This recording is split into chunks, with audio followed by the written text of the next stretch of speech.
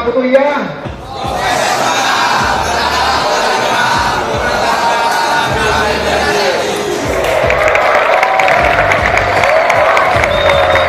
Luar biasa.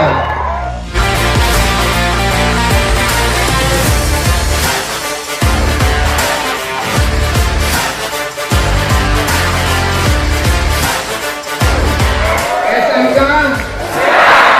Alhamdulillah.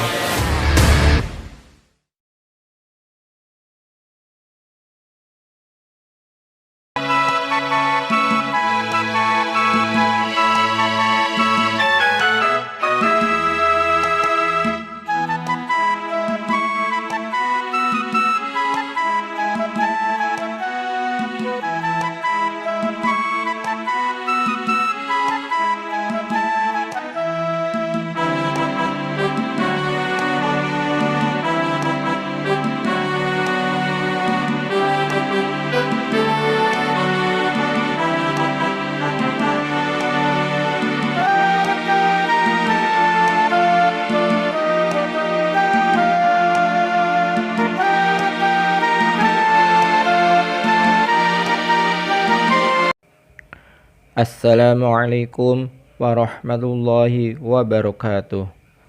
Perkenalkan, saya Ahmad Mujib, peserta UKIN PBG Daljab Angkatan ke-3 tahun 2022 UIN Walisongo Semarang. Materi pernikahan dalam Islam kelas 12 TAV semester genap.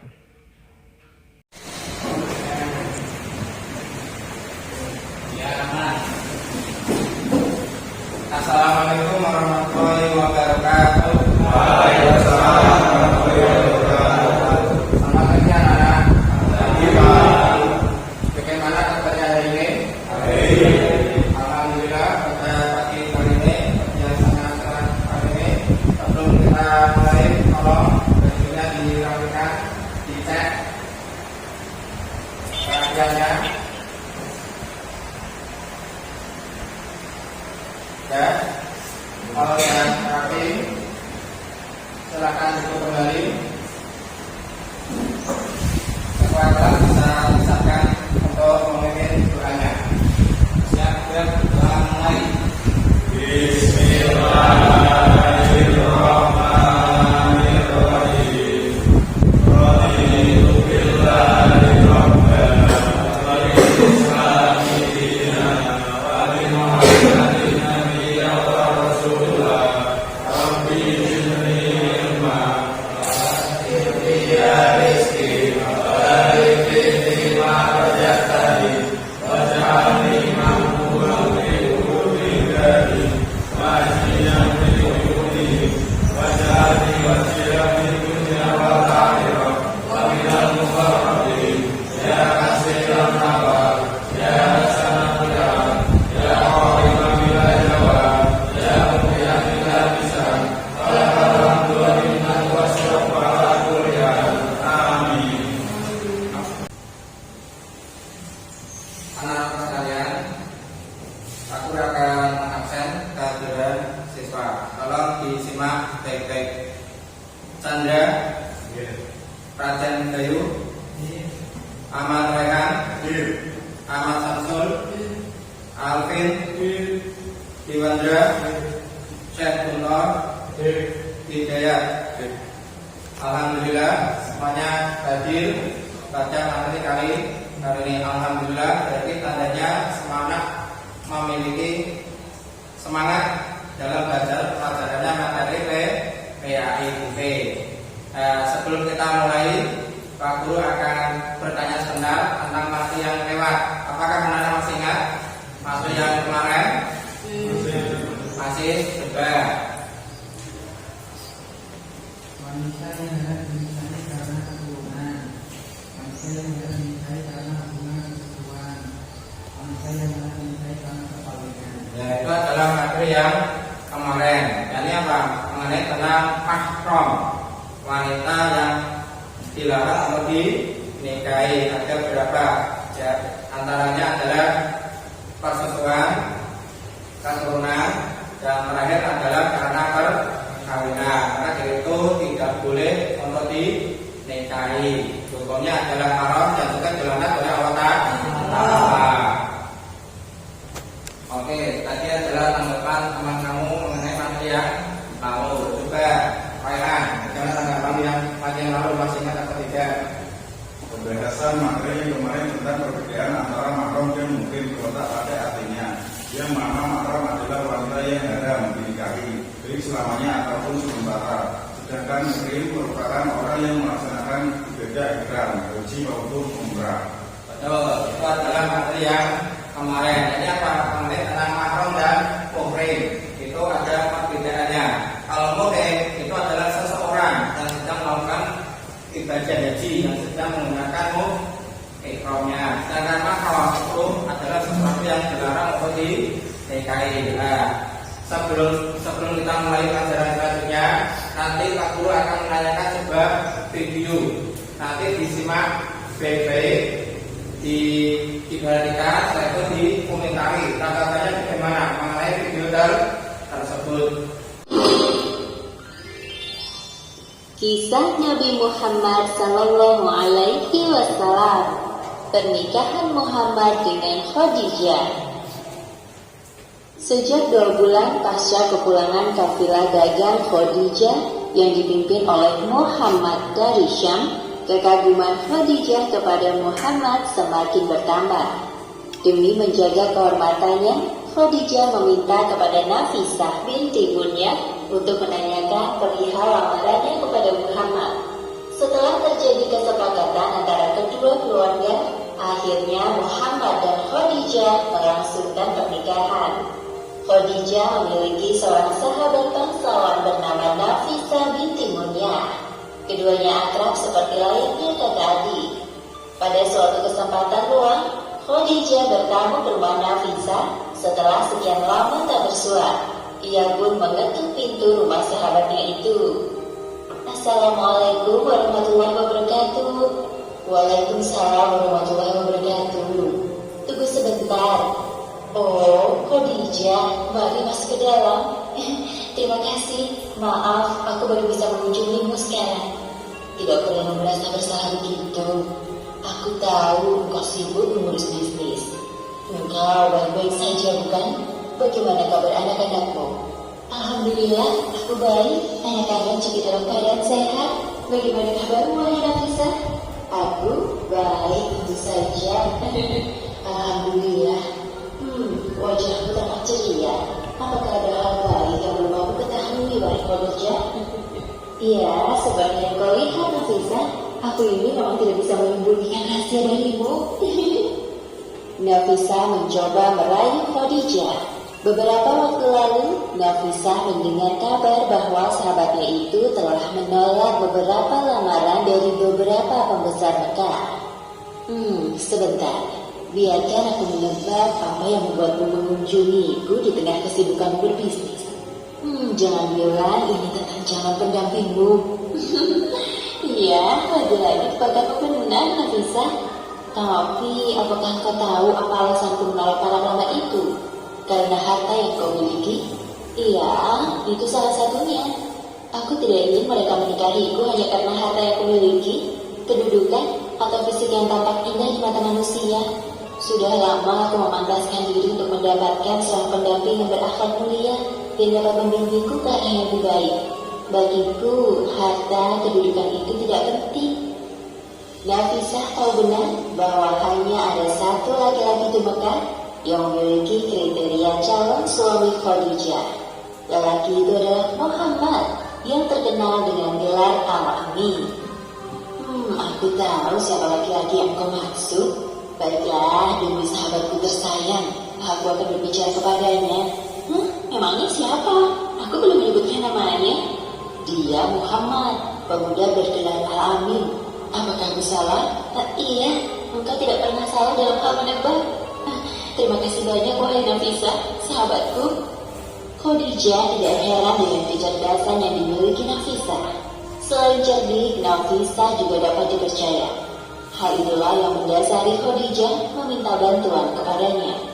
Selepas Khadijah berpamitan, Nafisah Nafisah merasa sangat bahagia. Ia tak sabar untuk melancarkan aksinya. Hanya satu harapannya, agar sahabatnya dapat berjodoh dengan Muhammad. Ya Allah, mudahkanlah urusan Khadijah dan Muhammad apabila mereka benar-benar berjodoh. Keesokan harinya, Nafisah pergi ke sekitaran Ka'bah untuk menemui Muhammad. Ia menunggu sampai Muhammad selesai beribadah. Assalamualaikum. Apakah aku bisa berbicara sebentar denganmu, wahai Muhammad? Ada hal penting yang ingin aku tanyakan. Waalaikumsalam warahmatullahi wabarakatuh. Ya, silakan. Terima kasih atas waktumu, wahai Muhammad. Sebelumnya perkenalkan, namaku Nafisah. Langsung saja ya, ada beberapa hal yang ingin aku tanyakan kepadamu terkait pernikahan. Pernikahan? Muhammad tidak menyangka bahwa perempuan yang baru ditemuinya ini ingin membicarakan soal pernikahan. Apakah engkau tidak keberatan? Aku hanya ingin tahu pendapatmu soal ini. Apa yang ingin kau ketahui, wahai Nafisah? Apa yang menghalangimu untuk menikah? Maksudku, kau pasti ingin menikah seperti para pemuda lain. Tapi kenapa tidak kau segerakan? Aku belum mampu untuk menikah, wahai Nafisah. Kehidupanku miskin. Jika biaya keperluan pernikahan sudah ditanggung dan pasanganmu adalah seorang wanita cantik, kaya, mulia, yang sepertinya cocok denganmu, maukah engkau menikahinya, wahai Muhammad? Siapa wanita yang engkau maksud itu? Khadijah binti Khuwailid, sahabatku. Sayyidah Khadijah? Mana mungkin beliau mau menikah denganku? Itu bukan kemungkinan, namun sebuah permintaan. Apakah ini semacam lamaran? Benar sekali. Aku beri waktu engkau untuk berdiskusi dengan pamanmu. Sampai jumpa. Muhammad belum beranjak dari posisi duduknya sejak Nafisah pergi. Beliau masih terkejut dengan lamaran Khadijah yang tiba-tiba. Sebaiknya aku pulang dan membicarakan hal ini dengan paman. Langsung saja Muhammad menceritakan tentang lamaran Khadijah kepada Abu Thalib. Aku sangat senang jika engkau mengiyakan, wahai Muhammad. Lagi pula engkau sudah cukup dewasa untuk menikah. Sebentar lagi aku akan meninggalkan keponakan tersayangku. Jangan berkata begitu, wahai paman. Aku akan sering mengunjungimu dan para sepupu. Pasti rindu berpisah dengan kalian. Aku justru merasa bahagia, nak. Setelah Nafisah mendapatkan jawaban dari Muhammad, ia segera memberitahukannya kepada Khadijah. Muhammad menerima lamaranmu, wahai Khadijah. Benarkah itu, wahai Nafisah? Alhamdulillah. Bagaimana Pak mengenai tentang video tersebut? Menceritakan tentang apa? Menceritakan tentang pernikahan Nabi Muhammad dengan Siti Khadijah. Coba kamu bagaimana kesimpulannya? Tanggapan dari video tadi. Tanggapan saya mengenai video pernikahan Muhammad dan Khadijah adalah Khadijah melamar Nabi Muhammad SAW melalui orang ketiga Nafisah binti Umayyah yang merupakan sahabat dan mendengar wanita tersebut. Nafisah kemudian menyampaikan maksud Khadijah pada Abu Thalib, paman Nabi Muhammad SAW. Peran orang ketiga diperlukan karena tradisi Quraisy tidak mengenal perempuan melamar laki-laki. Betul.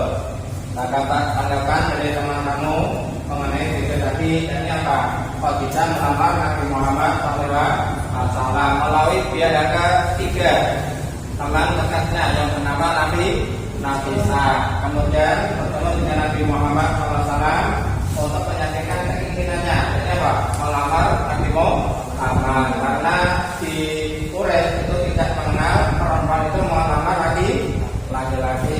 Coba kamu tanggapannya bagaimana itu tadi?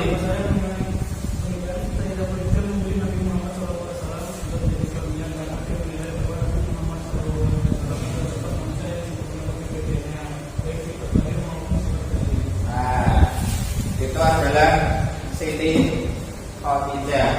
Siti Khadijah adalah Siti orang yang kaya raya, saudagar yang terkenal, saudagar yang sangat dimuliakan oleh kampung Quraisy. Banyak sekali para laki-laki untuk meminang Siti Khadijah. Tapi Siti Khadijah tidak terkenal. Siti Khadijah kan sini hanya seseorang, yakni Nabi Muhammad SAW, yang mana Nabi Muhammad SAW memiliki kepribadian yang sangat suaminya. Berbeda ya, baik, dan juga diberi julukan apa? Julukannya yakni al-amin yang dapat dipercayai. Ini sejak kecil oleh Kangko. Sekarang pada kesempatan kali ini dibuka buku kakeknya, kita akan mempelajari pernikahan halaman 124. Pak Guru akan menerangkan tentang rukun nikah. Rukun nikah itu ada berapa? 5. Coba sebutkan apa aja. 1. Adanya calon suami, 2. adanya calon istri, 3. wali mempelai 4. dua orang saksi, 5. ucap Itu adalah rukun nikah. Apabila salah satu tidak dilaksanakan, ketinggalan atau lupa, maka nikah tidak sah. Bisa Anda lihat di monitor. Di sini ada wali nikah. Wali nikah itu dibagi menjadi 2, wali nikah nasab sama wali nikah hakim. Wali nikah nasab adalah wali yang mempunyai pertalian darah, tinggal mempelai wanita yang akan dinikahkan. Ini apa? Ayah, ibu, itu bisa dijadikan wali nikah. Kemudian bagaimana Pak kalau tidak ada wali nikah? Umpamanya ada beberapa faktor. Umpamanya ibunya meninggal dunia, umpamanya ibunya atau orang tuanya tidak merestui karena ada beberapa hal. Maka nikah tersebut nikah yang tidak sah. Ini. Kemudian yang kedua adalah wali hakim. Seseorang kepala negara yang beragama Islam, umpamanya orang tuanya meninggal dunia, kemudian lagi tidak punya saudara, tidak punya paman, alias sendirian, maka diperbolehkan sebagai wali negara, diwakilkan oleh orang lain, yakni negara, untuk diwakilkan untuk dijadikan pemenang sebagai suami istri. Di sini ada gambar video, nanti Pak Guru akan memutarkan mengenai tentang ijab kabul. Nanti diperhatikan bagaimana ucapannya antara wali nikah. Ini adalah sebagai wali nasab, sedangkan ini adalah mempelai pria dan mempelai laki-laki. Kemudian lagi di sini adalah saksinya. Ini adalah salah satu rukun nikah. Nanti diperhatikan, disimak. Insya Allah kalau sudah selesai menonton, kita akan memprosesikan pernikahan. Bagaimana cara melaksanakan pernikahan.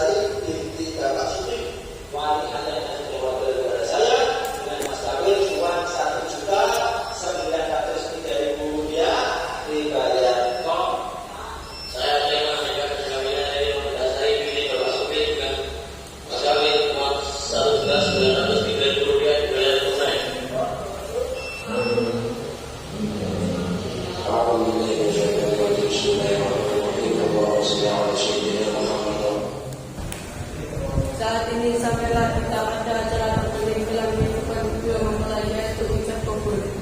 Sedangkan proses akad nikah akan dipimpin oleh Bapak Ibrahim selaku penghulu bersama seluruh rangkaian. Tepatnya Bapak Ibrahim, kami persilakan.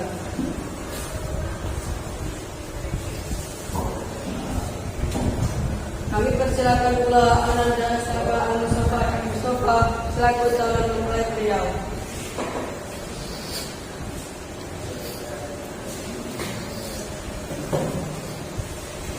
Serta Bapak Ramli selaku orang tua wali dari calon mempelai wanita.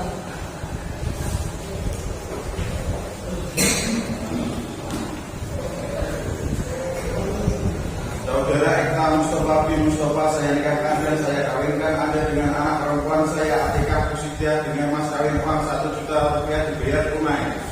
Saya terima nikah dan kawin Atika Pusidia binti Ramli dengan mas kawin dibayar tunai. Gimana Pak Saksi?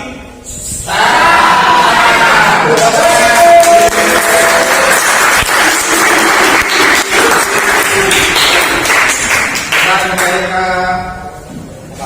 proses alhamdulillah ada berjalan dengan lancar. Pak Guru akan membagi kelompok. Nanti setiap kelompok tolong diskusikan mengenai tentang pernikahan. Kelompok pertama ke depan, kelompok kedua, kelompok ketiga, kelompok keempat, kelompok kelima. Nanti diskusikan di masing-masing pasangannya mengenai tentang pernikahan. Di situ sudah ada tugasnya masing-masing.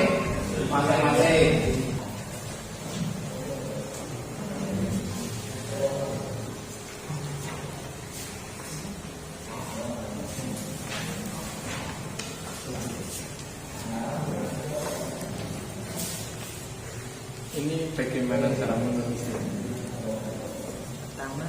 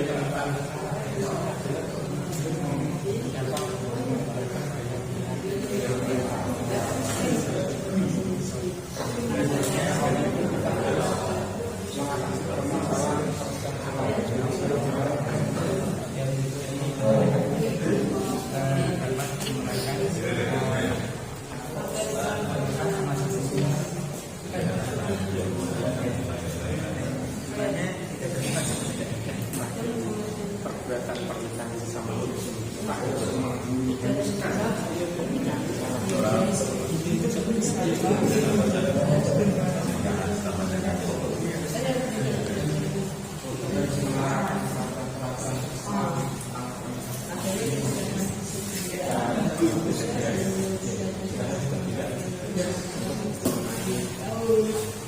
Untuk menyemangati pada pertemuan kali ini biar anak-anak lebih fresh dan lebih menyenangkan, mari kita semuanya berdiri.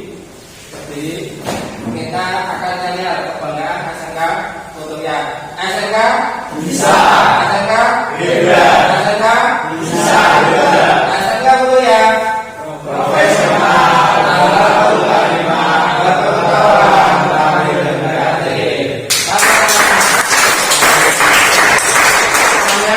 Bisa duduk kembali.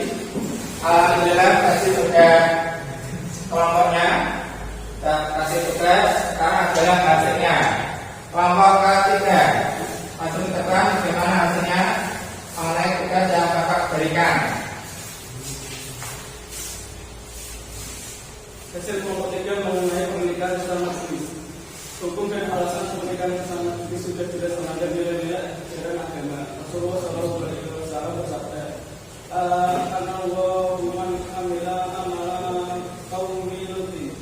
Anallahu man amila amalan qaumi lutin." Salah. Tepuk tangan kepada pembahasan kita. Hasil kesimpulannya mengenai tentang pernikahan sesama jenis itu dilakukan oleh apakah? Allah sudah dilarang oleh agama. Sekarang kalau yang kelima satu ke depan, kesimpulannya bagaimana? Hasil dari kelompok 5 mengenai pernikahan dini. Dampak negatif bagi anak-anak hasil pernikahan dini misalnya angka risiko kematian bagi bayi lebih besar, bayi lahir dalam kandungan prematur, orang begini kemudian anak berisiko terkena hambatan pertumbuhan atau stunting. Nah, tepuk tangan. Kalau saya kelima, jadi apa? Mengenai tentang pernikahan dini. Pernikahan dini itu tidak baik bagi seorang wanita karena belum bisa memproduksi secara maksimal. bedanya mahar dan mas kawin? Nah, ada yang tahu bedanya antara mahar dan mas kawin? Yang tahu? Bedanya apa antara mahar dan mas kawin? Kalau mahar adalah seseorang atau suami yang diberikan kepada calon istri, yakni pada waktu saat akan nikah, itu adalah mahar. Itu berupa peralatan sholat atau juga dengan tunai. Berbeda-beda sejak masing-masing daerah. Sedangkan mas kawin itu juga sama, intinya sama, tidak ada perbedaan antara mahar dan mas kawin. Ada lagi pertanyaan selain mahar dan mas kawin? Apakah bisa menikah tanpa adanya wali? Ada pertanyaan yang sangat bagus sekali kaitannya tentang pernikahan. Apakah boleh antara ketika seseorang menikah tapi tanpa ada walinya? Jawabannya apa? Jawabannya adalah tidak boleh. Harus ada wali dari seorang perempuan. Itu jawabannya. Kemudian Pak Guru akan membagikan al-KTD. Nah, nanti anak-anak tolong menjawab dengan baik, dicermati pertanyaannya. Nanti akan saya kasih waktu 10 menit al-KTD-nya.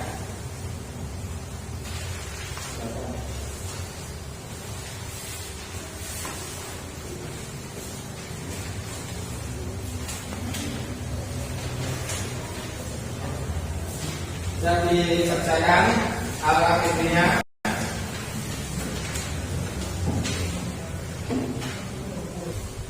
Dikerjakan al-KTD-nya, interaksinya sudah ada di lembar pertanyaannya, al-KTD-nya.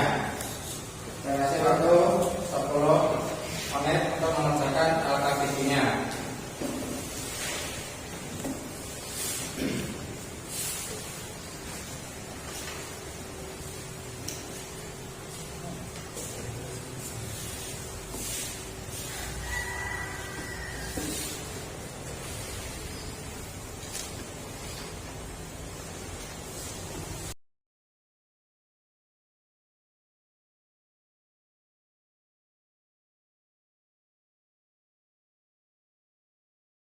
Anak-anak sudah selesai mengerjakan al-KTD-nya? Kalau sudah selesai, dikumpulkan ke Pak Guru, langsung satu persatu semuanya dikumpulkan. Nanti Pak Guru akan mengecek jawaban yang Anda kerjakan. Semoga sesuai dengan yang diharapkan, nilainya lebih bagus.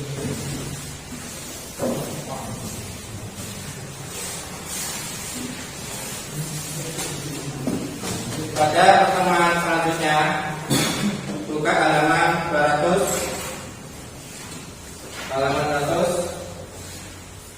Dan ketemu halaman 200.